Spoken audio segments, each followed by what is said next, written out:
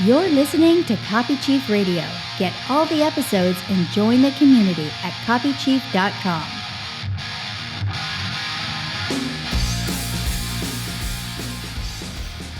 Well, hello, friends. Welcome. It's great to have you here. This is going to be a lot of fun today. We're going to do something a little different. We're going to talk about perfume. Say what? Yes, perfume. Could there be connections between perfume and storytelling and writing? Yes, I think there could. Now, I want to tell you why we're having this discussion today. We're talking with Helida Dodd today.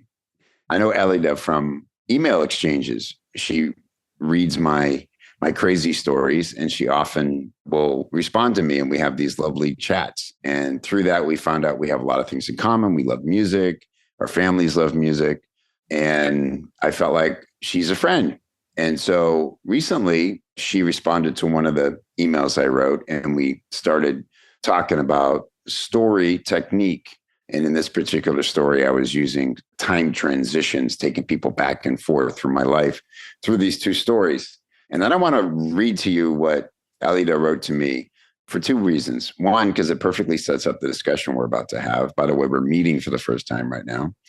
But number two, if you're a person who is trying to get yourself on podcasts, then there's a great lesson in here on how to do it well, because cold outreach is a tricky subject. And you want to form a real connection first before you invite yourself on somebody's show. And that's exactly what Helida did. And so there's really kind of no way around that. The worst version of this is when you pretend you're connected to somebody. Oh, I listened to your show and I love this episode where you talked about thing that was a bullet in the show notes. And this other episode where you talked about thing that was a bullet in the show notes.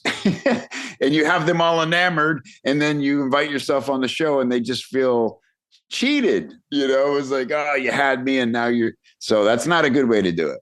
What you have to do is actually pay attention to somebody, actually be a fan or someone who has interest in their topics, and form a bond before you make the ask. And I know you're saying, hey, well, that sounds like a lot of effort. Yeah, it is a lot of effort, but it's genuine effort. So maybe if instead of shotgunning and trying to get on all the shows, you picked a few shows that you really like and found a way to ingratiate yourself to the host. So I'm just going to read the end of what Helida wrote to me.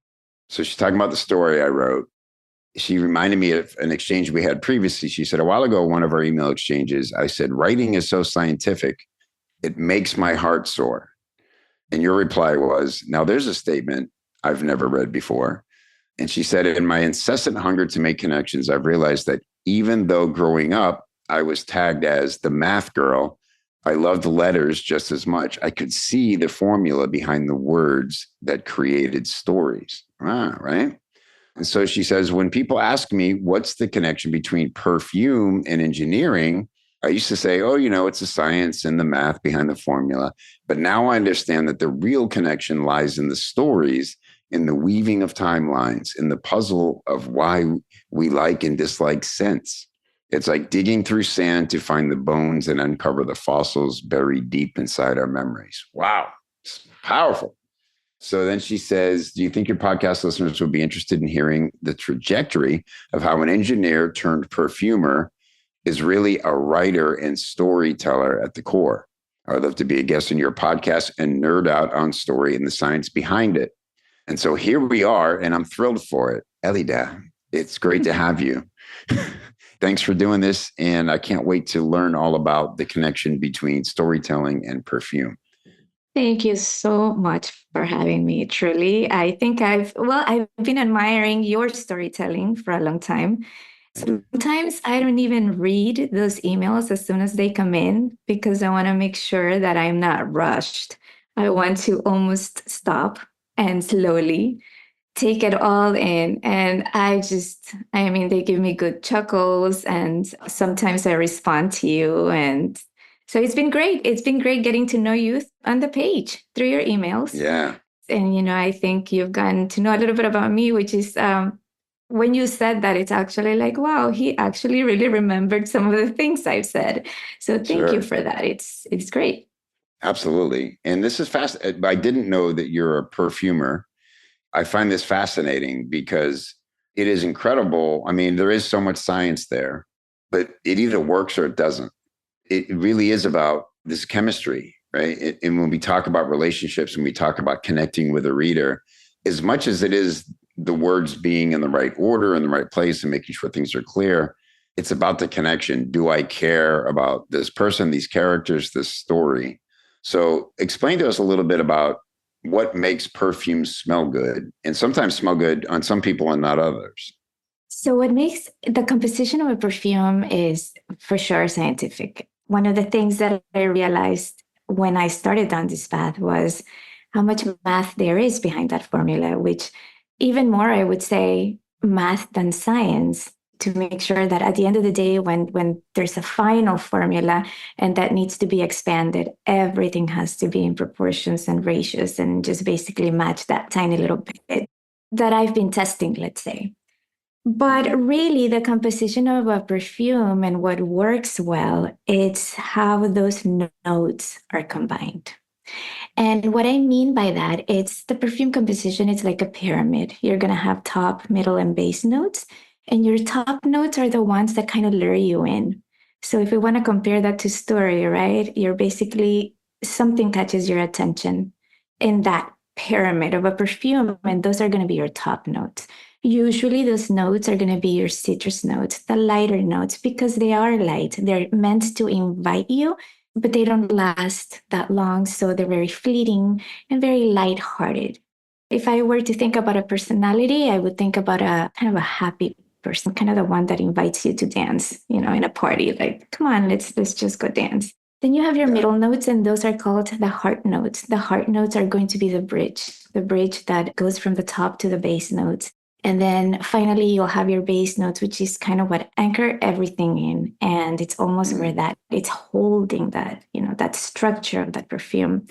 But the beauty about these notes is that when I'm mixing, I am going to make sure that I'm going to mix in proportion. Because, like I said, the top notes are very light, the middle notes are that heart, that connection. Your base notes are heavy. So they're meant to be used very very little. And then you also have your accent notes, which are going to be like in cooking. You have like your spice notes. You put a tiny bit of vanilla in that batch of cake. It's kind of the same thing. So when that perfume formula is formulated, everything is going to be helping each other, right? You're there to support one another, and not one of those notes is there to call attention. If you put too much of those base notes, it's going to be weighed down. It's going to be very heavy. Same thing with the heart notes. Those are your flowers, and a lot of those flowers are very intense, so you can't use too much. So there's a play. There's a play between these notes, almost like this fine dance. It's kind of the same thing in music, right? When you hear a symphony playing, you're not going to us that we're a little bit more musically inclined, but we're not part Yeah. of the orchestra or the symphony. They would have to know Yeah. when those notes are coming in. Right. But just Right. as a listener, if you're there to just kind of enjoy it. And that's what happens when a music piece is composed well. When a perfume is composed well, you're enjoying that scent and you're not thinking, oh, there's too much of this here. It's too heavy there.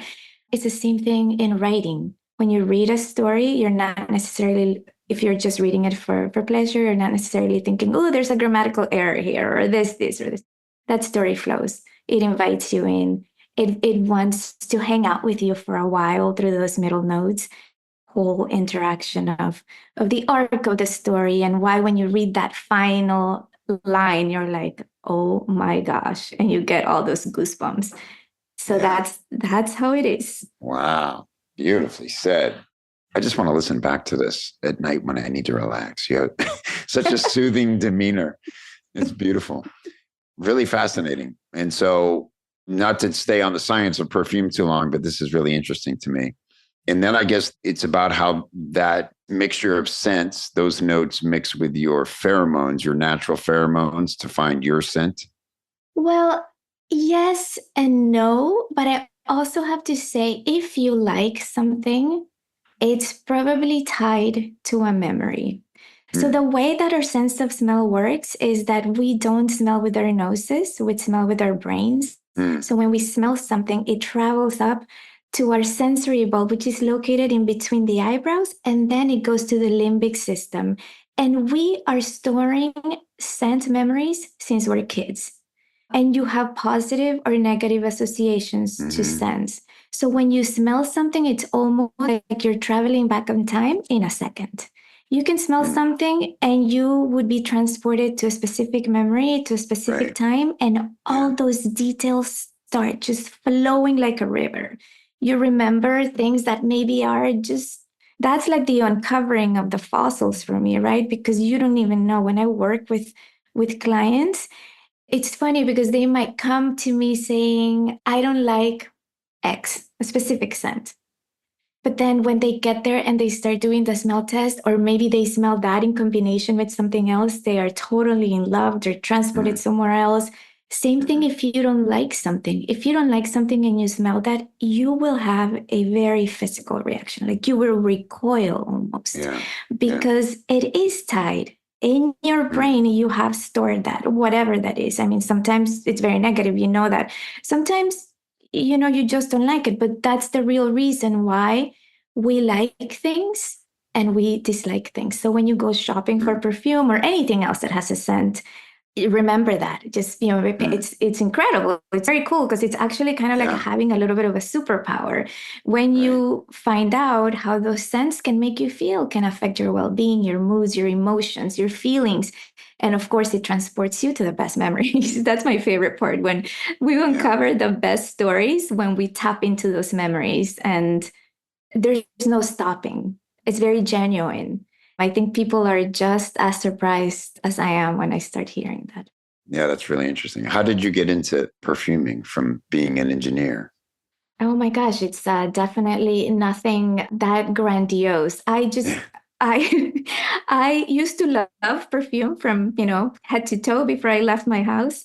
And then I got pregnant with my first child. And my sense of smell went haywire. I mean, I don't even know how I survived. I couldn't smell anything. And so everyone stopped wearing perfume, but not just perfume, everything, soaps, name anything that has a scent, and it was banned from my house. And then 12 years went by, and of course, all of that goes away, right? But I would want to desperately find my signature scent again. And I was like, oh my gosh. And I would go shopping and just kind of smell and be, oh yeah, this is going to be the one. Okay, fine. I'll take it. I'll buy it. 2 days later, I was calling my mom. Oh, do you want a new perfume? Which of course she was like, absolutely. Send it over. And on a trip to London, we went to have tea to this place called Fortnum and Mason. And I did not know that there would be a wonderful beauty floor there. So I was like, ooh, maybe I can find a perfume here. I spoke to one of their salesperson, told them I've been trying to find a perfume again for 12 years. And she's like, well, you know what? There are designers who are very famous, she says, and they formulate with natural materials.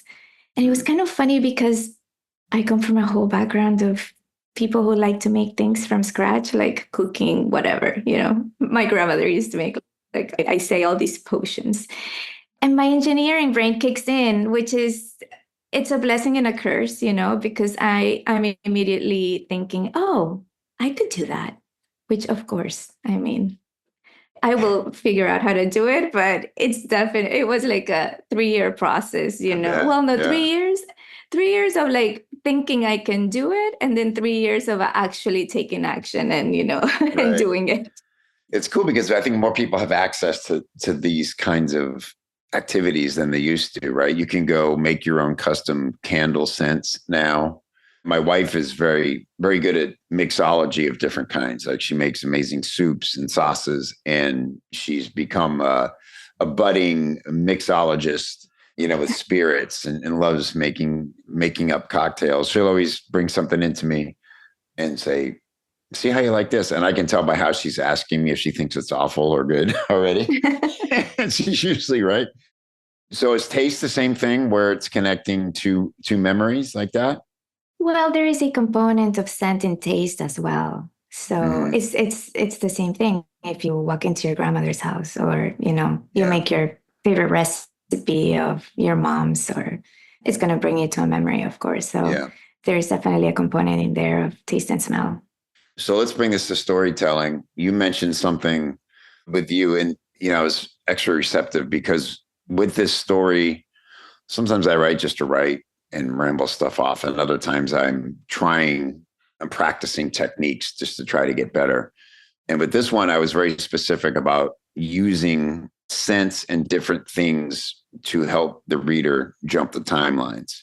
For instance, it's about being in fights, and it starts while I'm in a gym and I'm wearing this borrowed headgear, this gym bin headgear, and it smells and it's sour. And I would kind of use that to bring people back and forth. When it comes to writing and using scents, what's some techniques and things you find in that regard? So the beginning, right? It's almost like when I'm in that creative, just right kind of thing, it's easy to be transported there, just almost automatically through sense because you immediately travel in time. But then that almost is the segue for me as well to colliding those timelines because you can go to a faraway memory and then you can inevitably connect it to where you are at this moment in time. And that to me, it's fascinating. I find myself doing that a lot, connecting, right? But also for me, like everything has a story. When I'm mixing, that ingredient that I'm using has a story, where it's from, where it was grown. Sometimes that ingredient comes from small farms of families that have handed down those lavender fields from generation to generation. And then how that connects to the user, it's another story, how that ingredient is making that person feel. Also, when I'm analyzing scents, I feel like they have a very unique personality. Like I said, I mean, your citruses will be your uplifting, your happy ones. Transports me to when I'm a kid. I grew up in Nicaragua on a farm, riding horses, very free. I would just basically go park my horse under a tree and wouldn't even have to anchor that horse to anything. I would just basically let it loose. I'll climb on my horse. I'll get the fruit. And there's a lot of citruses there.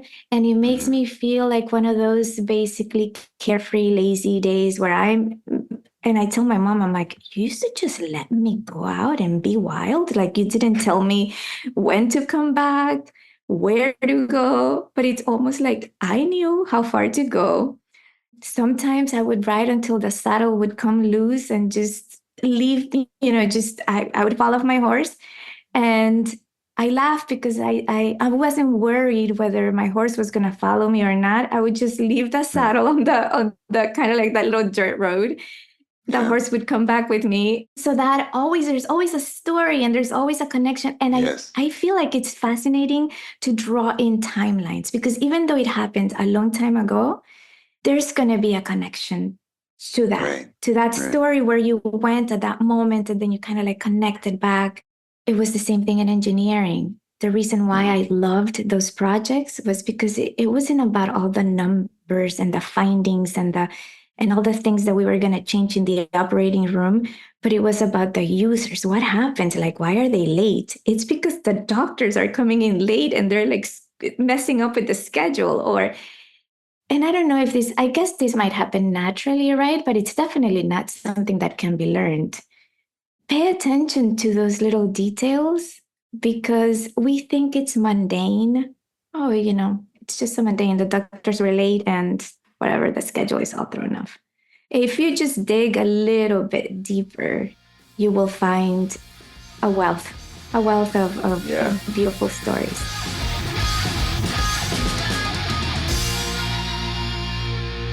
Look, I get it. I know there's so many communities, I'm doing air quotes, communities for entrepreneurs out there, all filled with their own version of overnight experts chirping at you from behind the screen. You got your Facebook groups, your clubhouse rooms, just experts galore. How often do you feel like you're being pinballed around from thing to thing and picking up a little bit, a little piece there? How much of that is actually making it into your brain and your fingers and your business and affecting your money? How many of these people are actually out there in the field getting their hands dirty and testing to find out what actually works and what flops? Well, in the Copy Chief community, a real community, you get shoulder to shoulder with the most active, successful marketers working in the trenches today, all while learning from industry legends who rarely teach anywhere else, if ever. Copy Chief is an amazing community, super newbie friendly. Also, you'll find, elite level marketers and copywriters in there. They're all working to become the best at their craft, get paid top dollar for their skills, stay ahead of the competition by keeping their finger on the pulse of what's working now. That's the X factor when you're backed up by a community and you can get any question you have answered by people who actually do this stuff and can tell you from real world experience what to do for your project, for your offer, for your funnel, for your clients. Man, you're unstoppable when you've got that kind of confidence. Go check us out at copychief.com/join.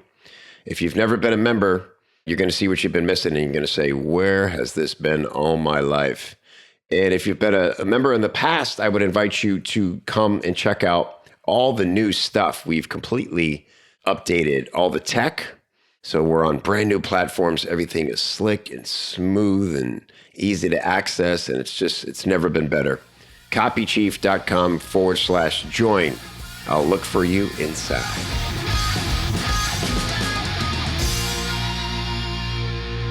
And so when it comes to, say, describing a scent in a story, it seems to me like it's the right balance of how much you describe it in a way that lets the reader make their own association with how they think of such a scent. For sure. Because we're all going to perceive it a little bit different. And I have a friend who's like, I hate vanilla. I hate it because my sister decided to have a home birth when I was a teenager. She lit up some vanilla candles and I can't stand it. Yeah. I said, okay, she's probably one of the anomalies, which is also one of those that liked it in combination with something else. But it's very intricate, our sense of smell. Yeah, it really is. And this is kind of nuanced, but to me, that's the beauty of writing is like, how much do I say here? How much is this about me? Is that relevant to how I'm receiving this? Or am I using it as a device for the reader to have their own experience with it?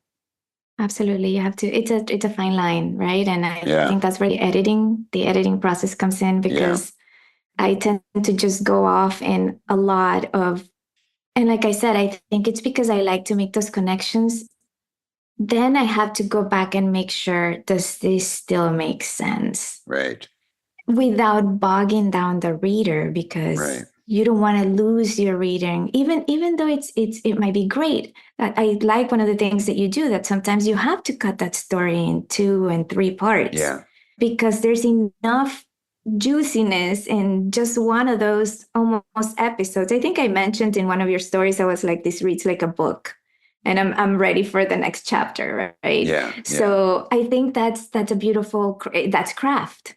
You have to just kind of know in your editing process, that's where you have to really think about your reader, and it ceases to be about you.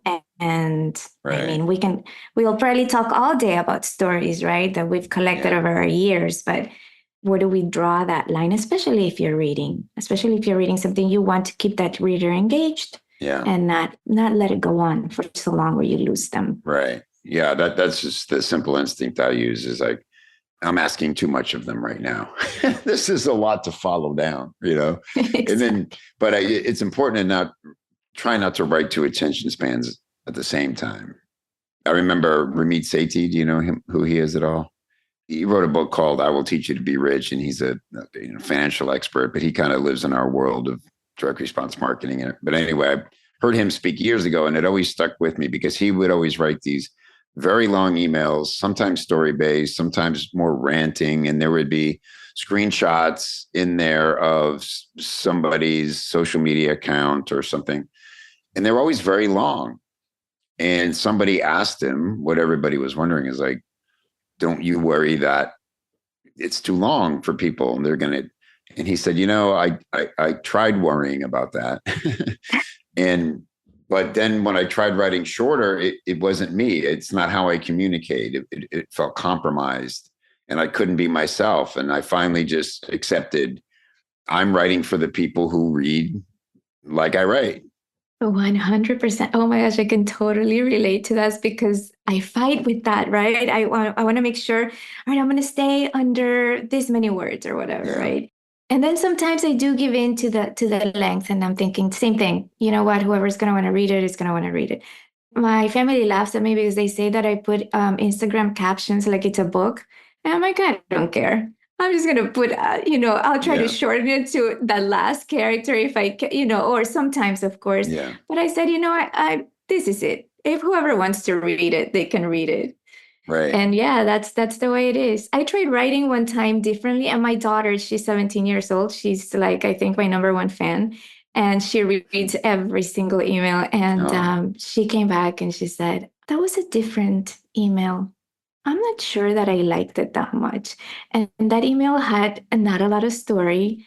It was just it was almost technical. It was describing a scent and the properties and, whatever. And she's like, no, stick to stories, she says. So interesting. I said, all right, all right. Yeah. Yeah. I find the old rule, right, is writing is never too long. It's just too boring. In social media, I've always find that the longer stuff I post always gets the deeper responses. And the people, I do the same thing you so kindly do with emails is if it's longer and it seems like, oh, this is going to be a good one, I'll save it as new until I'm ready. A handful of people I do that with, and they're always longer. And it's always story based for the most part, if you think about that, right? So Yeah. the heck are we all doing trying to guess what people want? They want story. We figured it out. There you go, everybody.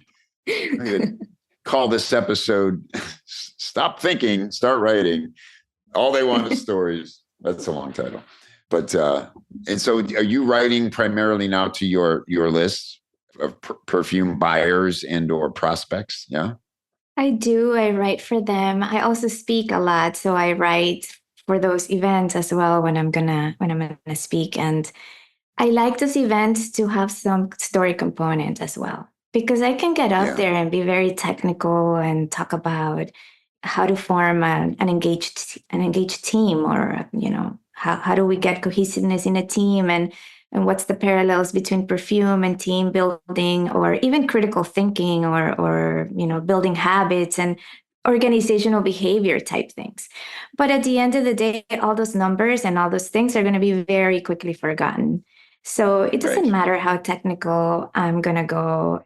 We go back to connection, right? As you kind of travel the road, for me, I can actually now look back and make sense of my engineering career. I can understand why. They say that in industrial engineering, there's a big people component. And for me, that was the beauty of it. The Yeah. people component, that connection, right? Because sure, I could do the technical things, but really what I loved, and now I understand why. It's, gives me a certain understanding and insight that I didn't have in my 20s and 30s. Why did I actually really enjoy that part? Yeah. It's always people. People connections. That's what creates memories, experiences. And I think that's all we get. I mean, I was just talking to my son about this earlier. It's like, he's 20, right? And he's starting life. And I'm like, I'm not sure I prepared you well enough. We gotta just this starts having some money talks, and it's about having more opportunities gives you more options, and having more options leads to optimization, right? If you want the best thing, you need to have a choice between three of them to choose the best one, because it informs your best choice. But with relationships, they take a lot of work to nurture, just like anything else does. And we're selective, and sometimes you meet somebody and there is no chemistry and it's not connecting. And then later you meet them again later and you realize, oh my God, we should have been best friends all this time, right? And Yes. connection to me is the most fascinating thing. A book I'm loving right now, by the way, it's right here behind me. It's called Super Communicators. You should Okay. get it. You'll love this book. It's Charles Duhigg, who also wrote The Power of Habit. That was a big hit for him. He basically boils down all this research, and then there's lots of storytelling and examples. But essentially, we're having one of three conversations at any time with people. One is basically functional. What are we talking about here? What are we trying to figure out together? Two is informational. And three is emotional. And if we're not understanding the conversation that the person we're hearing wants to have, and then try to have another conversation with them, that's where friction comes in. It doesn't go anywhere. If you're in an intimate relationship, they feel like you're not hearing them and you're not supporting them because you're trying to offer. You get this with your kids all the time, I'm sure. The same way, I have a 17-year-old daughter as well. And all I do, I just listen. And I avoid trying to, I don't lecture. And, a therapist gave me this advice years ago. It was the best advice I ever heard. So when it comes to your daughter, you are her champion. You're the one who listens. And I was like, oh, that's the best news I ever heard. That's the easiest job I'll ever have. Like, I love just listening to her talk. And I don't have to, you give advice where it's needed, but really interesting to think about that.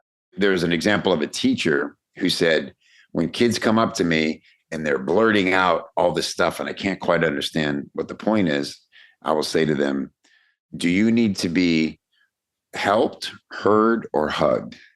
Right? Because sometimes you actually have to ask people, like, what conversation are we having right now?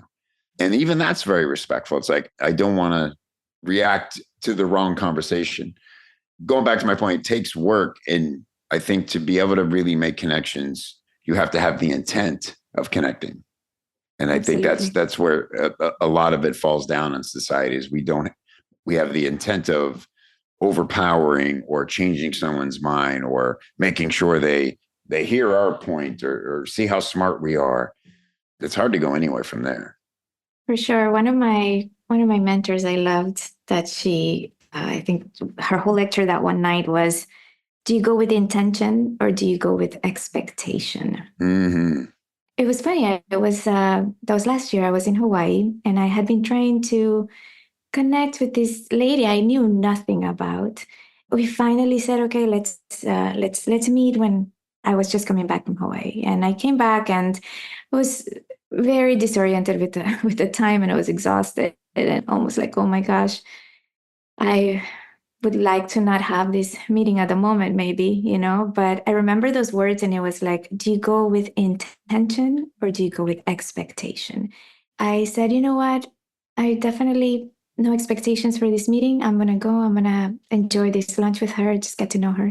We ended up connecting on everything, on our dogs, on our moms, on our kids, on this, on that. I think we talked about a possibility of some work together for like 5 minutes, which it ended up that it wasn't even going to work. But she said to me, you know what?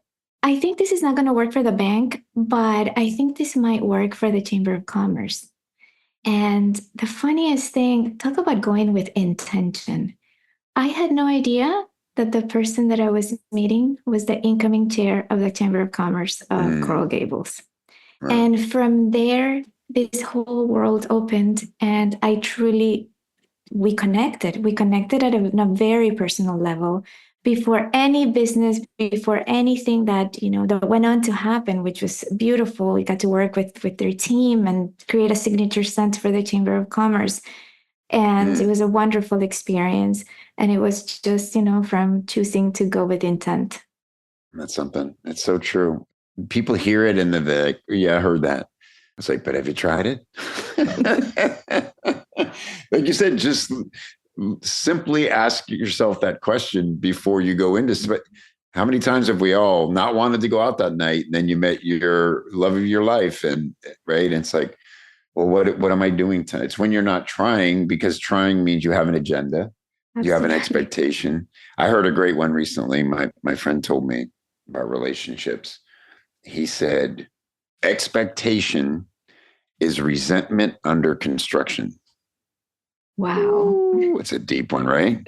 Yes. Expectation is resentment under construction. And the way to avoid that is to have only acceptance for who the other person is and where they are right now in their life. And if you do nothing but accept that and don't have any expectation on how or why they should be acting different or doing, as long as they're not hurting you, then it's much easier to just exist together and appreciate each other rather than think there should be some other agenda. 100%. It's the agenda component Yeah. that throws things off. So good. Well, this was fascinating. I'm going to get on your list now because I want to read your stories. Yay. I'll learn something about perfume and scents, and I'm going to go find my signature scent.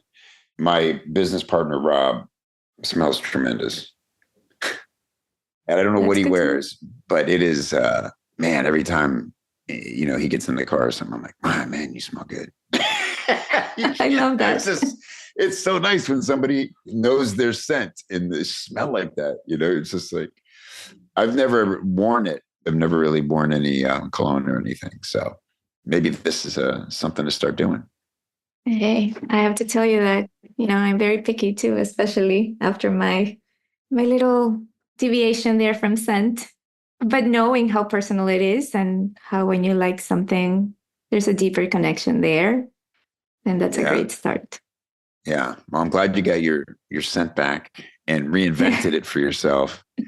And thank you for sharing all this insight. This was a great discussion about story and connection. That's what it comes down to, and how to use the senses when bringing people somewhere in your story. I will put the links to your company and your Instagram. It's Marbella Perfumes, everybody, just in case you're listening. But you'll find it in the show notes as always, because that's where you'll actually click it and remember it. Thank you, Helida. We'll do this again. Thank you so much for having me. What a great meet. What a great pleasure to be here. Hey, don't forget your goodies. Head over to copychief.com/copychiefradio to get some great free stuff to help you put the things you hear on the show into action for your business. copychief.com/CCR.